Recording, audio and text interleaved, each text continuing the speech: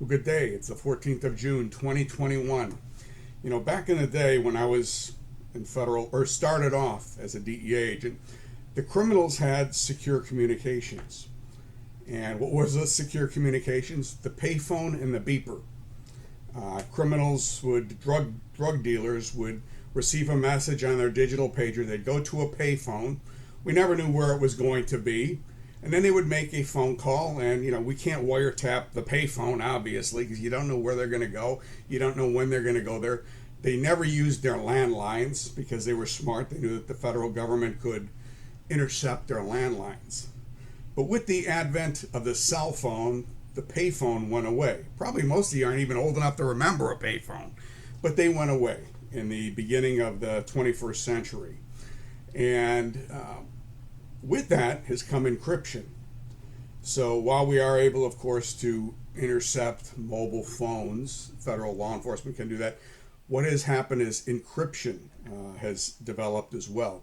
I'm going to tell you a very brief thing, and it's something we can be really proud of as Americans. The FBI, in collaboration with other agencies, and I don't know how much the other agencies had to do with it, but they put together a undercover sting operation called a company called Anom, which is anonymous.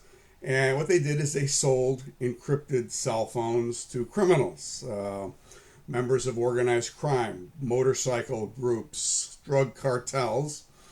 And with worldwide collaboration, we're of course able now, because they've sold the device, they created the encryption device in the FBI lab, they were able to not only intercept the communications and gather evidence, but they were able to make lots of drug seizures and make over 800 arrests. The operation was just announced a few days ago, so I'm going to put a short video on that.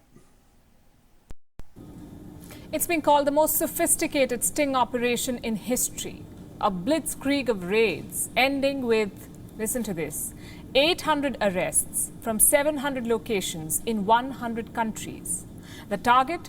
Organized crime in Australia, New Zealand and Europe. It was a masterful exercise in deception, an operation worthy of its own web series. So tonight we'll tell you how it unfolded, how the big guns of the underworld were catfished by police officers. The story begins last year. European police busted 2 major encrypted phone networks.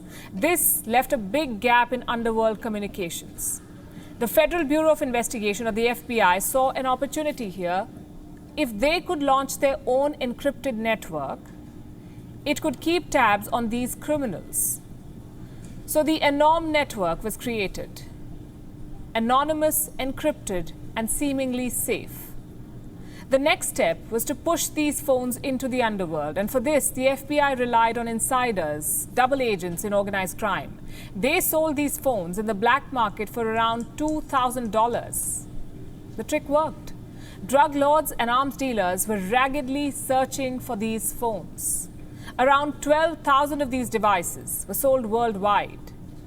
What these criminals did not know was this. Police officers were reading all their messages. Their next arms deal, their drug payments, their planned hits. More than 27 million messages were reviewed in 18 months. This is how an FBI agent described the evidence that they saw. And to give you an idea of the magnitude of our penetration, we were able to actually see photographs of hundreds of tons of cocaine that were concealed in shipments of fruit. We were able to see hundreds of kilos of cocaine that were concealed in canned goods. These Anom phones were basically a Trojan horse, a seemingly harmless network that was actually gathering incriminating evidence. So the thinking hats at the FBI decided to call this Operation Trojan Shield. The first step was a success. They had all the evidence they needed. The next step was to move in, arrest these criminals and confiscate their goods. And this was the hard part. The operation had to be simultaneous, you see. If any group got wind of what was happening, they would escape. which is why a blitzkrieg approach was chosen. 16 countries, 16 countries pooled their resources. All of them struck in a window of 7 days. So by the time one raid ended, the other had already begun. There was no window to escape. Now, these were top secret operations, but the officers did manage to capture some of it on camera. These pictures were released by the AFP, that's the Australian Federal Police. They called it Operation Ironside. It was a combination of night raids, chases, and arrests in broad daylight. We've pieced together some of the key moments for you. Take a look at this. Today, the Australian government, as part of a global operation, has struck a heavy blow against organised crime, not just in this country, but one that will echo around organised crime around the world.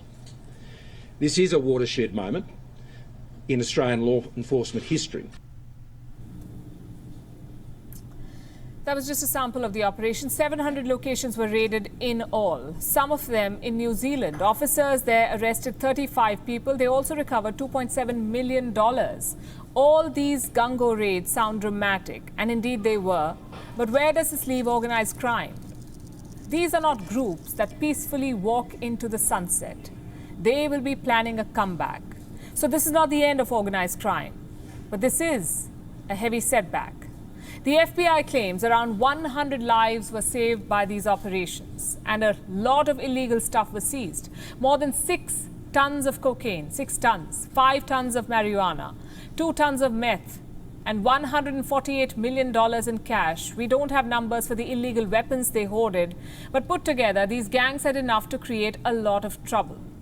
Right now, there is a mood of jubilation in the law enforcement community, and rightly so. This is a big victory. But what happens next? How can this momentum be sustained? A lot of it depends on the politics. This operation was possible because of synergy, because 16 nations cooperated. To keep this cooperation alive, the politicians will have to step up, because organized crime has seeped into all levels of society. Asking beat cops to combat drug lords and arms dealers just won't cut it. Much like anti-terrorism operations, this needs planning, it needs intelligence sharing and precise execution. Operation Trojan Shield was a success, and the key is to turn the success into a template. So there you have it. I mean, if you want to know why they hire computer technicians, why are they hiring these people who don't have long? That's why, okay? So good for the FBI. I don't know what involvement the other agencies had. They said DEA was involved in it. One thing you'll find out, and it's not a slam on the FBI, it's really a slam on my old agency. They are much better at trumpeting their triumphs than DEA is. Matter of fact, DEA doesn't even have an administrator, and usually the administrators that we have are camera shy. They don't like to speak in public. Some of them are literally afraid to speak in public. We have to write their speeches for them when I was in headquarters. They're more interested in riding the troops and trying to run the agency than they are what they're supposed to do, which is publicize what we do well, But again, congratulations to the FBI. Congratulations to the Australian Federal Police, who I worked with when I was in DEA headquarters. They're good guys. I like to drink a lot, but they're good guys. And congratulations really to everyone, all law enforcement agencies that participated in this, okay? Good program, something we should be doing. And again, explains why, they recruit the type of people that they recruit.